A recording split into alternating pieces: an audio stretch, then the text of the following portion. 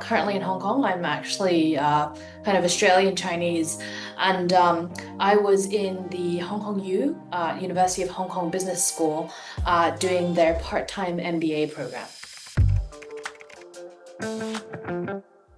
Just to give a bit more background, I actually started off more in a research background. So I did my PhD from the University of Oxford in obstetrics and gynecology. And after that, I moved into working in IVF in a clinical setting. And so I decided at this point to do an MBA to give a bit more of a business rounded out kind of background to my current CV, because previously it's all been very technical, very scientific, but I wanted to shift more to a MedTech kind of sphere outside of the lab, and I felt an MBA could help me do that. One thing I definitely found very helpful was the part-time aspect of the MBA, because when I first applied for the MBA, I did not have my weekends free.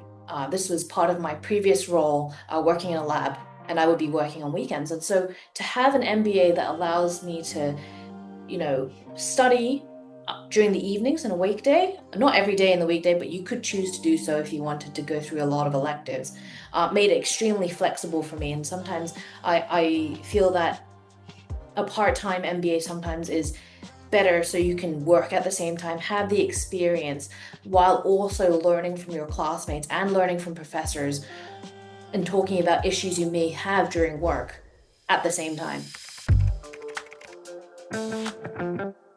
I think overall, HKU MBA is very friendly. It's very, very inclusive. And so as a woman, I didn't feel particularly like it was very different for me to engage in conversation.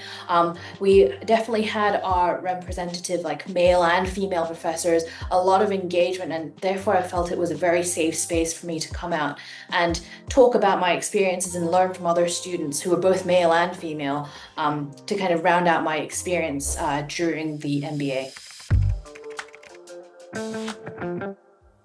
I think one of the major things for me is to find out how to simplify things, because often when you are in a technical space, you use very technical language, and often the people you will see outside of research and outside of science are not that technical. And so you often have to learn to simplify a lot of things to make it understandable, and therefore get more buy-in from people who may not understand or may not be in the field originally. So that was one of the major difficulties I found.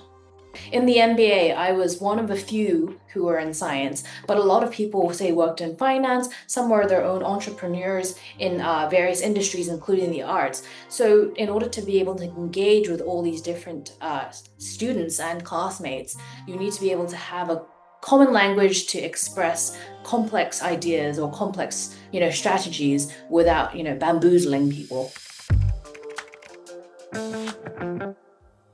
Hong Kong's healthcare sector, in particular the entrepreneurship space, I feel like there are not enough female entrepreneurs to represent the environment and the potential input we could give. And in Hong Kong Science Park, we really want to push and develop a lot of these female entrepreneurs. May it be because that they're uncomfortable using business language or operating a business. And I think they provide unique experiences. For example, would be strange, particularly in MedTech, to see male founders to work on femtech, for example, female-specific healthcare. And I think women, for example, would be fabulous at supporting or running or starting these kind of startups in this space, and they provide significant insight. And additionally, I think there's not enough representation for women overall in entrepreneurship. So I think just a varied perspective in health tech overall would be great. Femtech is a female-driven technology, or female-targeted technology. So this could be anything from technologies that could deal with day-to-day problems for women. So it might be something as simple as ovulation tracking.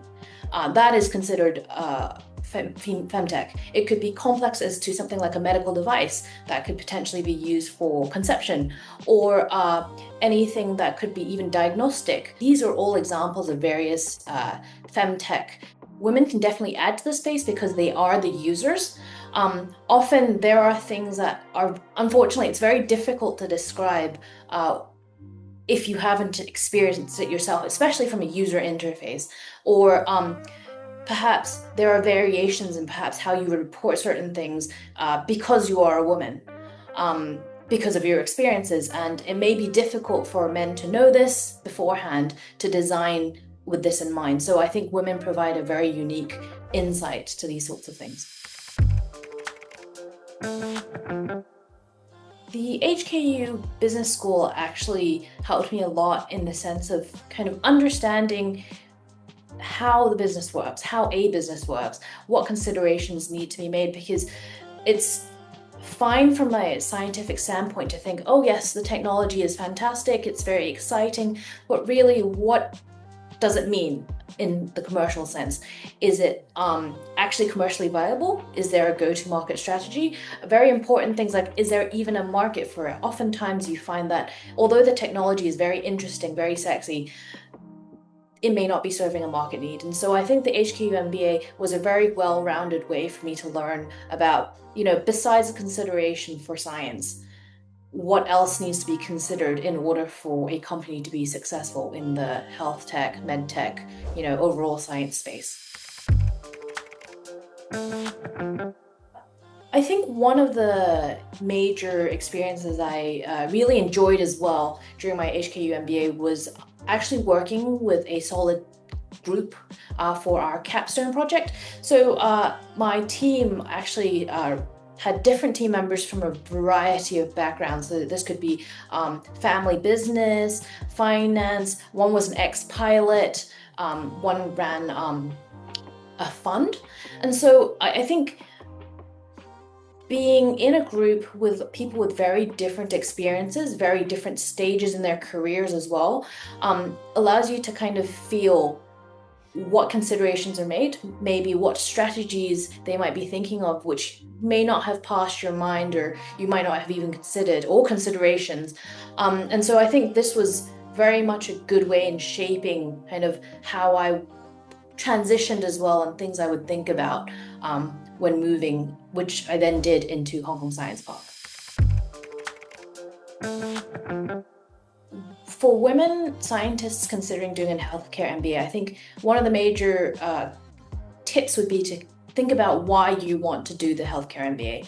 I think, what are you trying to target? For me, it was very clear that I wanted to leave the lab, and therefore the MBA was to round my kind of experiences out, have more commercial exposure, meet more people, get more insight out of science. So that for me was a very major plus going into the MBA. Perhaps for other female scientists, there might be other considerations. Maybe they want to start their own company. Maybe this is, something that they feel that they need to have experience before they can consider, is it time for me to start a business, or what kind of skills will I need to start a business? So I think that is my major tip, to consider why you want to do it first, because then you can target what you're doing during your MBA. Because my background is quite technical, it means I do have a technical expertise to assess some of these companies that come in when they are looking for us for business or partnerships and so on. And so that helps a lot. And it also means that people I work with will defer to me as well for decisions regarding this. Now, I think it helps. It's a two-way street. I am more of a science person, and therefore I can help that way. And to them, I can learn about things that they can see in science but may not understand, and therefore perhaps they need more explanation with that regard. And so I think it's a benefit in both ways. Actually, absolutely. It turns out that when I was still doing the MBA, I was in a large pharmaceutical company, and some of the classmates that I was in classes with actually worked for the Hong Kong Science Park, and so they provided a great network for me to meet people in Hong Kong Science Park, understand it before I actually entered the ecosystem. And there were also classmates who work in other science parks such as Cyberport, and even other pharmaceutical companies. And so this was a great way to have, although not everyone was in health tech and the healthcare industry in the MBA, there are a lot of people who are somewhat associated with them, perhaps not directly, which were great to network with and get to know and understand their experiences as well.